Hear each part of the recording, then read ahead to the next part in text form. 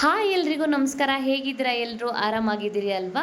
ನಾನು ಮಳೆಗಾಲದಲ್ಲಿ ಮಲೆನಾಡಲ್ಲಿ ಸಿಗುವಂತಹ ಕಳಲೆನ ಬಳಸ್ಕೊಂಡು ಇವತ್ತು ಒಂದು ವಿಶೇಷವಾದ ರೆಸಿಪಿನ ನಿಮ್ಮ ಜೊತೆ ಶೇರ್ ಮಾಡ್ತಾ ಇದ್ದೀನಿ.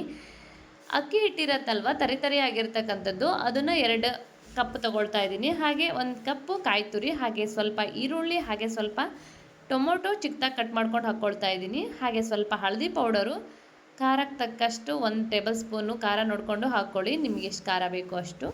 ಹಾಗೆ ಸ್ವಲ್ಪ ಕೊರಿಯಂಡರ್ ಪೌಡರ್ನ ಹಾಕ್ಕೊಳ್ತಾ ಇದ್ದೀನಿ. ಹಾಗೆ ಚಿರೋಟಿ ರವೆನ 1 ಹಿಡಿಯಷ್ಟು ಹಾಕ್ಕೊಳ್ತಾ ಇದ್ದೀನಿ. ಹಾಗೆ ರುಚಿ ತಕ್ಕಷ್ಟು ಉಪ್ಪು, ಹಾಗೆ 2 ಟೇಬಲ್ ಸ್ಪೂನ್ ಆಯಿಲ್ ಹಾಕ್ಕೊಂಡು ನೀಟಾಗಿ ಮಿಕ್ಸ್ ಮಾಡ್ಕೊಳ್ತಾ ಇದ್ದೀನಿ. ಆಮೇಲೆ ಸ್ವಲ್ಪ ನೀರನ್ನು ಹಾಕ್ಕೊಂಡು ಮಿಕ್ಸ್ ಮಾಡ್ಕೊಳ್ತಾ ಇದ್ದೀನಿ. ಹಾಗೆ ಮೇನ್ ಇಂಗ್ರೀಡಿಯೆಂಟ್ಸು ಕಡಲೆನ ಆ್ಯಡ್ ಮಾಡ್ಕೊಳ್ತಾ ಇದ್ದೀನಿ. ಇದಿಷ್ಟಕ್ಕೆ ನಾನು 2 ಹಿಡಿಯಷ್ಟು ಕಡಲೆನ ಹಾಕ್ಕೊಳ್ತಾ ಇದ್ದೀನಿ. ಕಡಲೆ ಜಾಸ್ತಿ ಇದ್ರೂ ತಿನ್ನೋದಕ್ಕೆ ತುಂಬ ಚೆನ್ನಾಗಿರುತ್ತೆ, ಟೇಸ್ಟಿಯಾಗಿರುತ್ತೆ.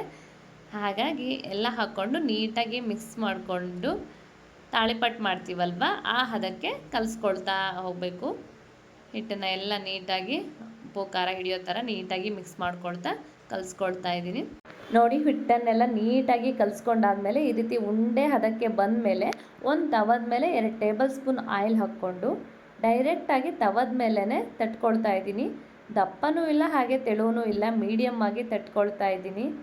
ಸ್ವಲ್ಪ ಕೊತ್ತಂಬರಿ ಸೊಪ್ಪು ಹಾಗೆ ಕರಿಬೇವಿನ ಸೊಪ್ಪನ್ನು ಚಿಕ್ಕದಾಗಿ ಕಟ್ ಮಾಡಿಕೊಂಡು ಈ ಹಂತದಲ್ಲಿ ಮೇಲ್ಗಡೆ ಉದುರಿಸ್ಕೊಬೇಕು. ಯಾಕಂದರೆ ಅರೋಮಾ ಹಾಗೆ ಇರುತ್ತೆ ಅಂತ ಹೇಳಿ.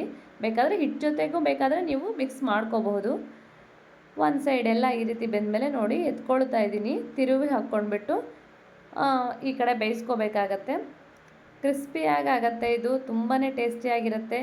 ನೀವು ಹಾಗೆ ಕೂಡ ತಿನ್ಬೋದು. ಹಾಗೆ ಚಟ್ನಿ, ಖಾರ ಚಟ್ನಿ, ಮೊಸರು ಜೊತೆ ಎಲ್ಲ ಜೊತೆನೂ ತಿನ್ನೋದಕ್ಕೆ ಚೆನ್ನಾಗಿರುತ್ತೆ. ನೀವು ಕೂಡ ಈ ರೆಸಿಪಿನ ಒಂದು ಸರಿ ಟ್ರೈ ಮಾಡಿ. Thank you for watching.